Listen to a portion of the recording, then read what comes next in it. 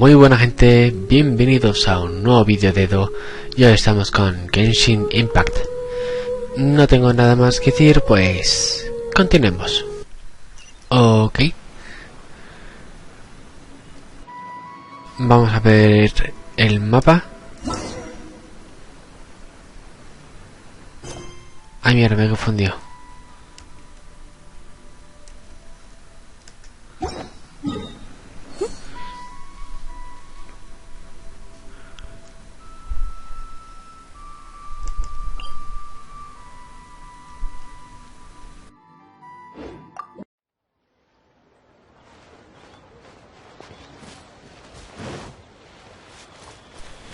Vale, ahí es.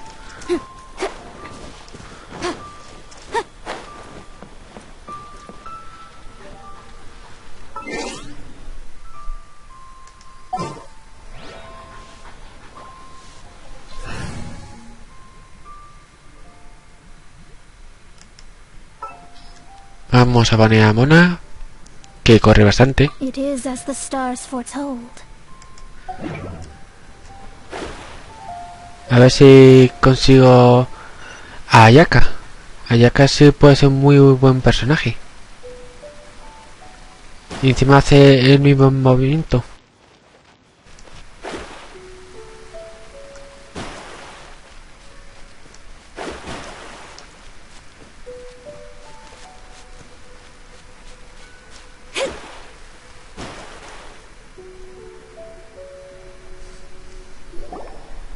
Oh my god, I can't believe my eyes. How can she lift that massive rock all by herself?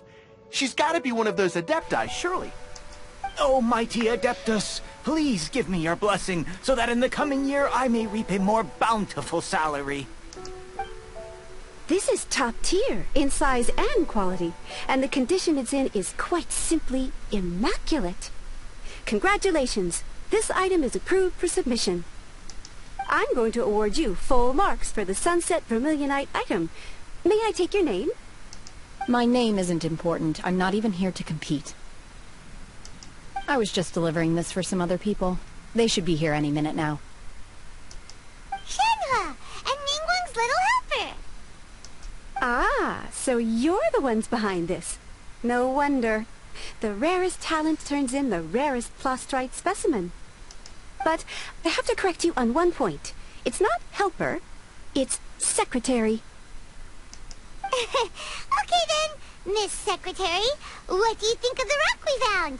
Pretty amazing, right? In truth, it is the finest piece of plastrite we have received so far. If everything goes according to plan, we will use this piece in the foundation of the Jade Chamber, which will enable us to proceed to the next stage of construction. As a side note, Lady Ningguang has rented some dwellings in the nearby area to serve as accommodations for the contestants. If you need a place to rest, you are welcome to stay there. Now, please excuse me. As you can see, there is still a lot of work to do on the building site. Shenhe! Shenhe!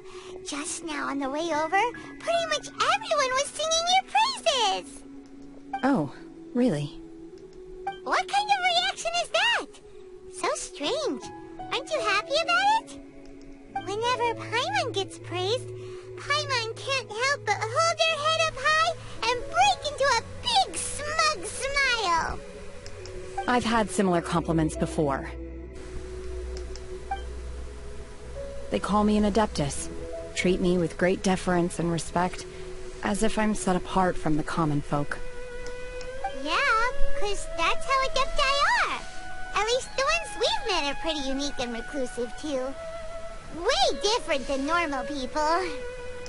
But I am not...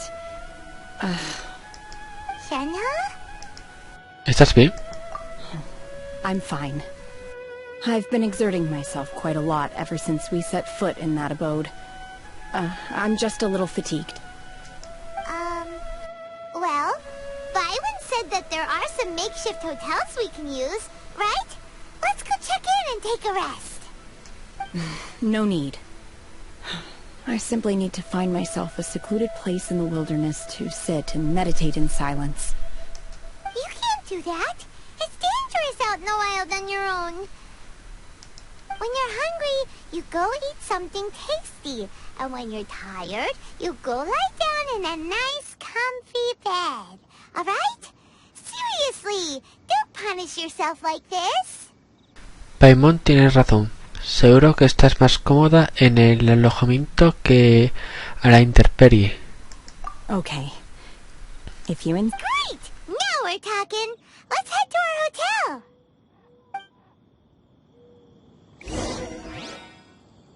Vamos por aquí.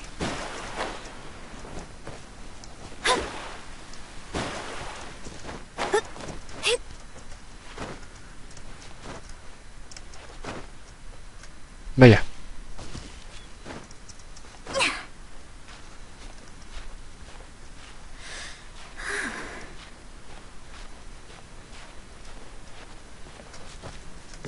No he podido mantenerme ahí en la piedra.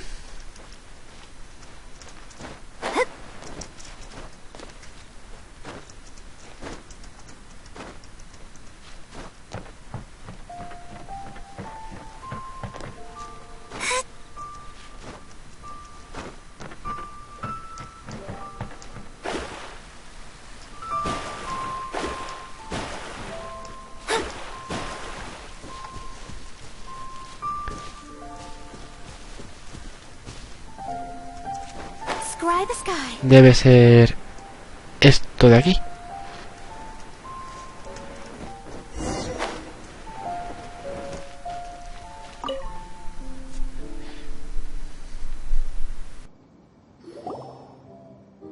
Hi there. Checking in, are we? You're just in time. We only have 2 rooms left. Since this was chosen as the building site for the new Jade Chamber, we've had a constant stream of people in this area. And not just workers either. Visitors, business people, tea sellers, all sorts. So, business is booming for me today. Very few vacancies. You're lucky you got here when you did. Great! One of your rooms is still being cleaned. I guess it should be ready within the hour. The other room is just through the door on the left. Here are your keys. All right. Hope you enjoy your stay. Please excuse me, I'll leave you to it. Shenhua, you should go get some rest. We'll hang around outside until the other room's ready. Paimon's gonna go see if there's anything good to eat around here. Paimon couldn't help but notice one of the guests walk in with a huge grilled chicken drumstick before. Let's buy one for Shenhua too. She can have it as a midnight snack. Or save it for breakfast tomorrow. All right. I will head to my room for now. If you need anything, don't hesitate to disturb me. I'm a light sleeper. I will hear if you knock on the door. Que descanses hasta mañana. See you. Hey, isn't that clever, Tina? What's she doing here? Let's go and say hi.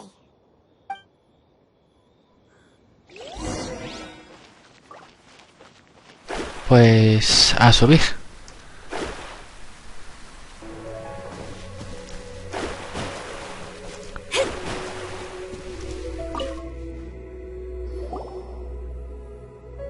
One trusts you have met Shenhe. So, are you getting along quite well? So far, so good. Yeah. So, you know Shenhua too, clever, Tina? Naturally. Save for Ganyu, who spends the majority of her time in Liyue Harbor. All the Adepti living today are acquainted with Shenhe to some degree. Cool. So, what's her Adeptus name anyway? Calling her Shenhua feels kind of friendly, but also kind of disrespectful. So Paimon's thinking maybe it'd be better if we called her by her Adeptus name instead. Her Adeptus name? Why, pray tell, would Shenhe have an Adeptus name? Don't all Adepti have a special title they go by? On this latter point, you are correct. However, Shenhe is human. Oh, right. Wait, what? Justo lo que pensé. ¿Es en serio?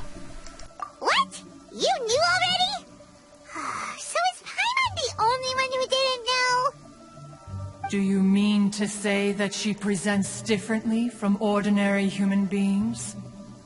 Well, to start with, her problem-solving methods are extremely direct. Ah, yes. She was like this all those years ago when one first met her. In this respect, she has not changed. One first found Shenhe by chance in a cave. One was passing by and sensed the presence of a god's remains. Being of an ever-vigilant disposition, one entered immediately to inspect the scene. Inside was Shenhe, then aged around 6 years old. In her hand, she held a dagger with which she was confronting a monster that was the god's remains incarnate. That sounds so dangerous. When one arrived, she had already been locked in confrontation with this monster for several days. Most mortal children are fragile, both physically and mentally, and are highly reliant on their parents for survival, but not so her. That she was able to endure such terrible danger was due not only to her strong willpower, but also to the bloodlust and homicidal instinct with which she was born. One dealt with the monster, yet she still refused to lower her guard. She even pointed her dagger in one's direction and remained ready to strike. Only after she was satisfied that one had no intention to cause her harm did she finally relent. She then passed out without uttering a single word. In other words, if you hadn't passed by that day, Shenhe might have... Not necessarily. Upon one's arrival, one could sense that the god's wrath was gradually receding. Even had the stalemate continued, one suspects that Shenhe may have still emerged the victor of the confrontation. That's still so dangerous, though. Why was a tiny little kid battling against the wrath of a god in the first place? Alas, the mortal world is rife with suffering of every kind, and she had experienced her fair share of this, even at a tender age. Seeing that she was homeless, one decided to adopt her. Así que cuando dijo maestra, Shenhe se refería a ti. Indeed, it is one to whom she refers. Shenhe has an extraordinary constitution, making her well adapted to practicing the Adepti arts. All the Adepti cherished her talents, and so we were willing to train her. However, her homicidal urges did not subside with age. Rather, they grew stronger day by day. Mooncarver once performed a divination for her. He declared that her fate is to bear the curse of calamity. Consumed by malevolent energy, she is prone to bring harm to those around her. Such is the magnitude of the danger this poses, that her soul must be bound with red ropes to keep her homicidal instinct at bay. The red ropes have indeed served to keep her calmer and more content. They also seem to have rendered her somewhat inexpressive. Perhaps the red ropes are so powerful that they have suppressed some of her other emotions as well.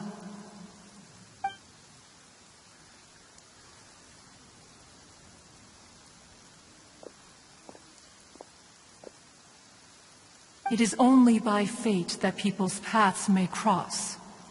Now that Shenhe's path has crossed with yours, please be sure to treasure the gift that fate has given you, and take good care of her. Oh, now Paimon gets it.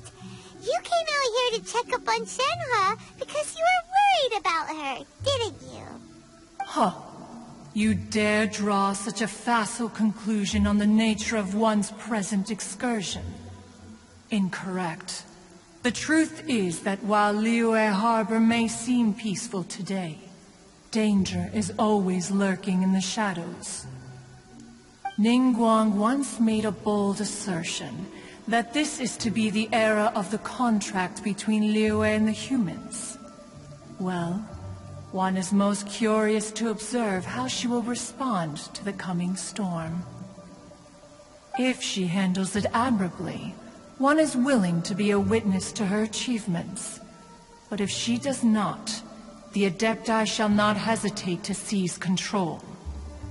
Let us conclude our conversation here for today.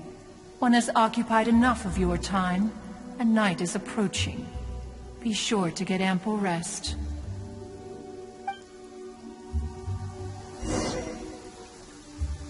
So, Shenhe isn't an Adeptus after all.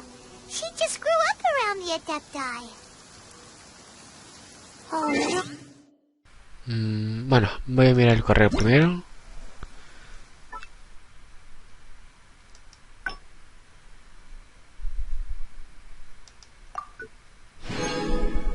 ¿Esto qué es?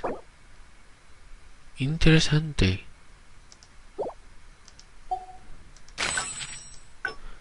Y esto me interesa también.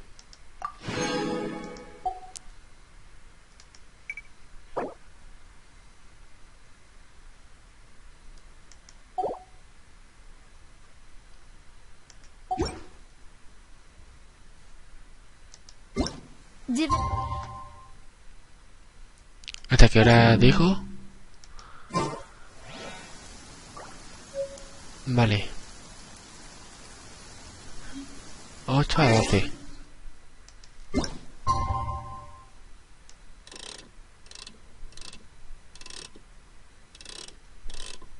Vamos a ponerlo ahí mismo.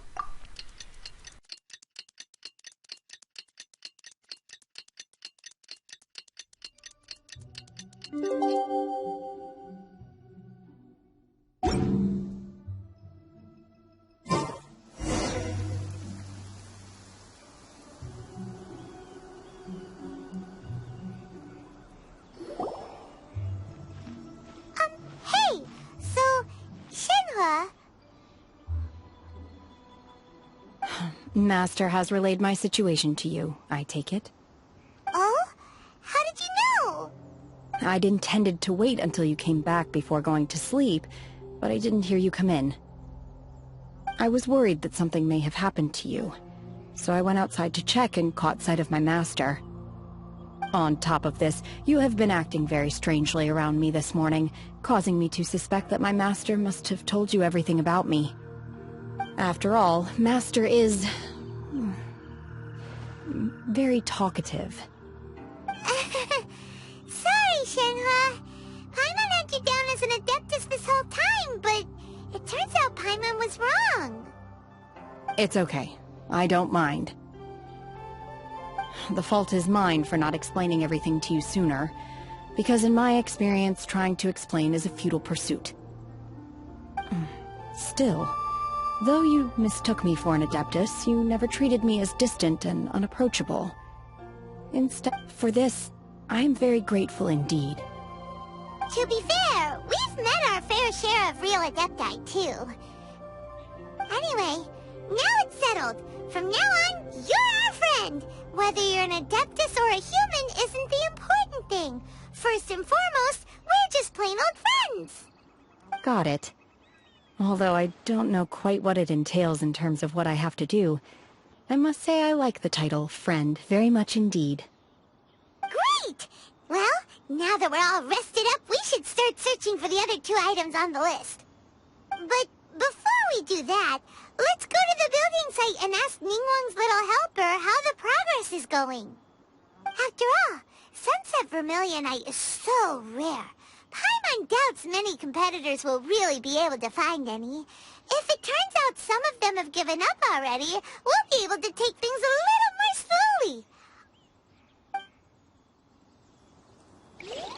Oh, and another thing. We bought some grilled chicken drumsticks on the way back last night. There was a place just outside. Here's one for you, Shenhe. Try it. They're so good. I concur. It has a rich flavor, far more agreeable than those I've cooked for myself in the wilderness in the past.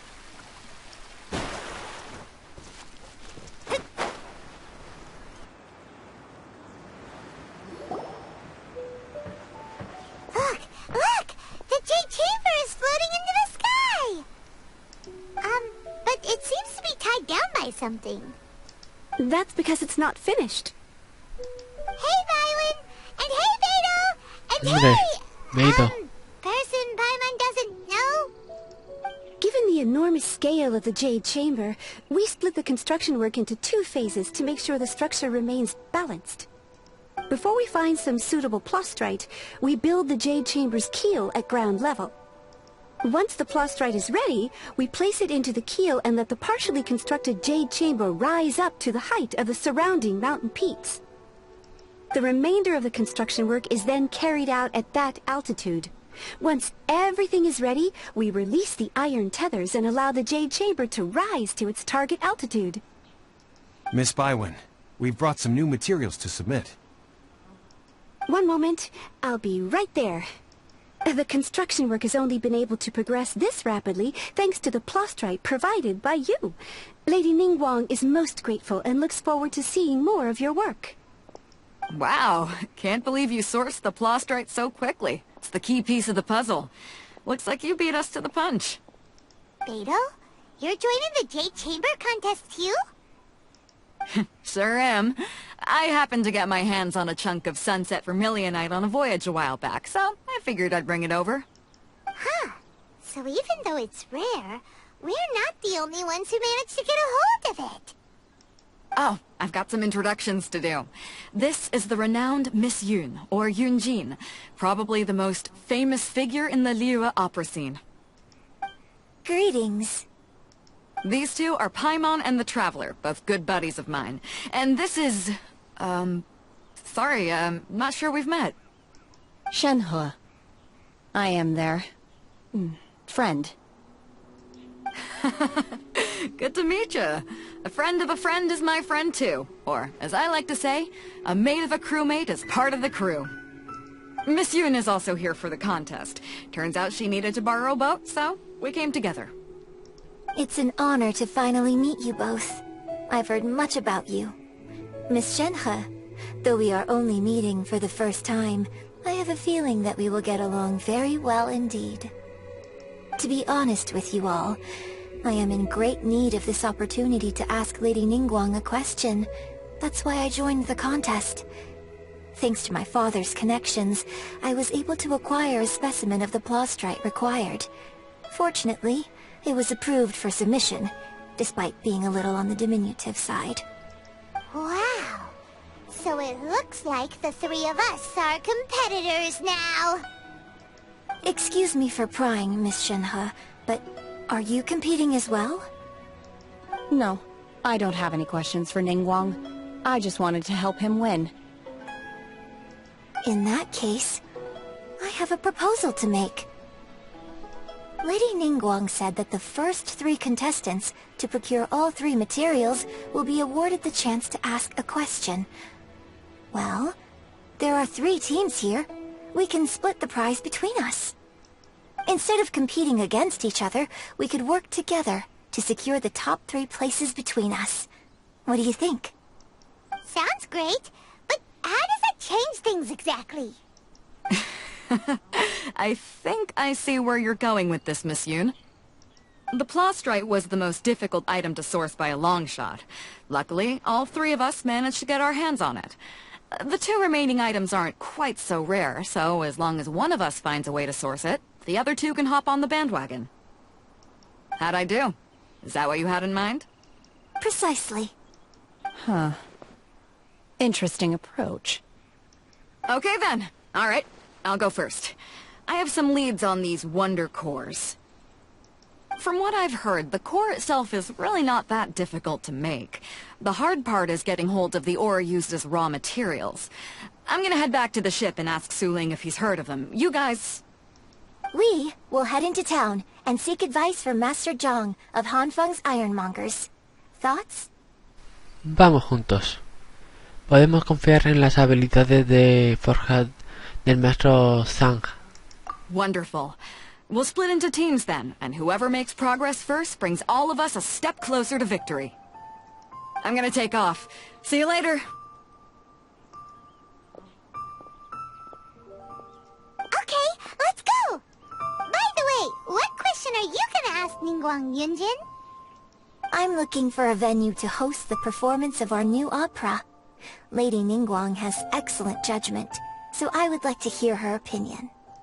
Ooh, what's the opera called? Paimon wants to go see it. The opera is a labor of love by my father. He wrote it based on a popular urban legend about an evil spirit and an adeptus. It's called The Divine Damsel of Devastation.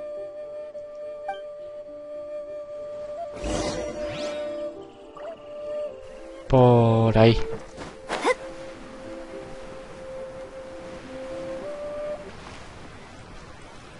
Aquí.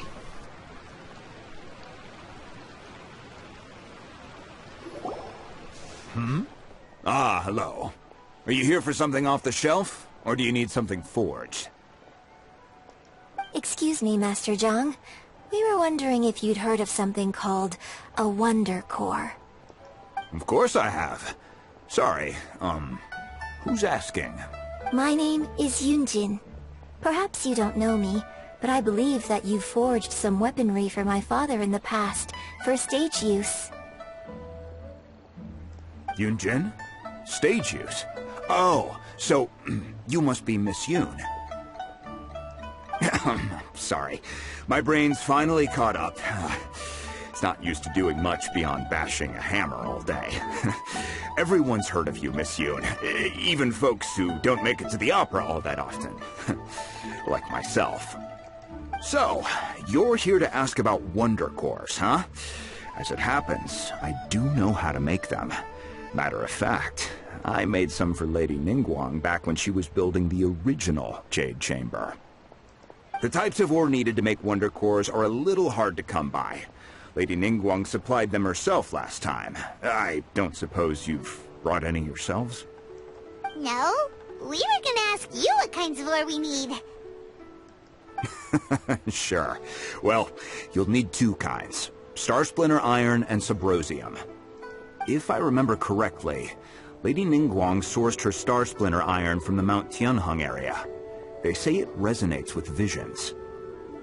It could take some work, but if you stick with it, you'll find some eventually. As for the Subrosium, though, that's trickier. It's all but unheard of on the market. ¿Cómo podemos encontrarlo?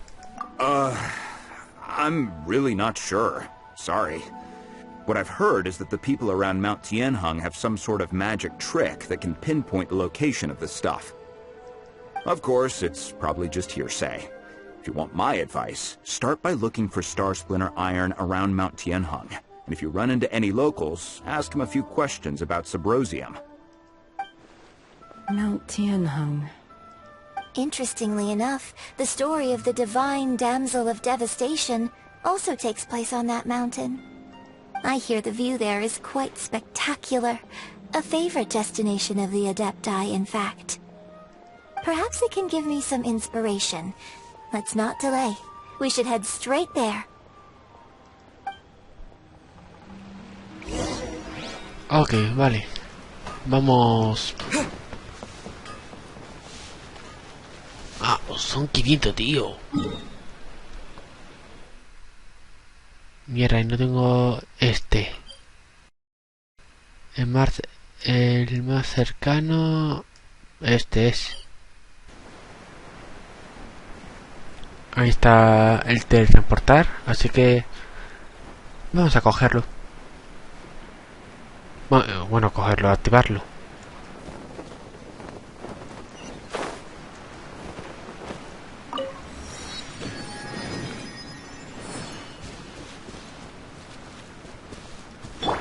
Hold the line.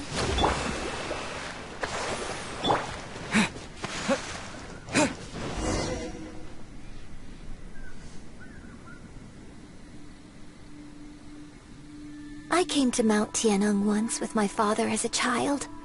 I remember it being such a long climb that I could barely feel my legs by the time we reached the top. Oh, this is quite a trip down memory lane for me. Look at these majestic, towering peaks, and the gently flowing streams. It's like setting foot in paradise. No wonder the legend of the Divine Damsel of Devastation is said to have taken place here. Adepti wander oft where mortals seldom stride. The Divine Damsel of Devastation is your upcoming opera, right? And the story takes place in Mount Tianheng. Huh, what's the story about, though? It's the story of a girl becoming a hero. Cool! A hero story? They're Paimon's favorite! The legend first arose in this area. It is said that there used to be a prosperous village on the mountain. In that village, there was a loving couple who were completely devoted to one another.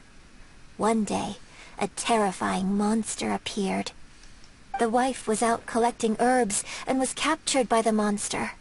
Her husband was so distraught at the news that it broke his spirit and drove him to madness.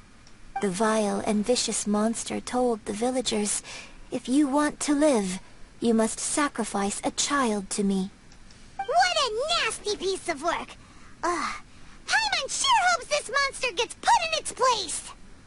But the monster was so terrible and so strong that all within the village were terrified of it. They had no... Just while they were discussing whose child would be given over to the monster, a little girl suddenly stood up and came forward. No! Don't do it, little girl! Unbeknownst to anybody else, she was concealing an exorcist's blade. She approached the monster's lair, feigning fear and trepidation. When she finally arrived, she courageously drew her sword and entered into a fierce struggle with the monster, from which she eventually emerged as the victor. Her extraordinary abilities drew the attention of the Adepti, and they took her as one of their own. Her story became the stuff of legends. But alas, the paths of mortals and Adepti seldom cross, and she would never again re-enter the mortal world. And so, destined to grace the mortal realm for but a brief moment, she vanished like a wisp of smoke into thin air. That's how the opera ends. Mira a Senge, permanece en silencio. I really like this story. But I personally think that perhaps the little girl was not as brave as the opera makes her out to be. I'm not sure she deserves all the praise she is given. I've never considered that before. Opera is always an interpretation of the events it purports to portray. A certain degree of deviation from the truth is always inevitable. La historia esa está relacionada con ella, totalmente. When my father wrote the script for this play, I suppose his intention was to inspire his audience with the character of the Divine Damsel. I think it's a great story. The ideal story. Well, it sure inspired Paimon!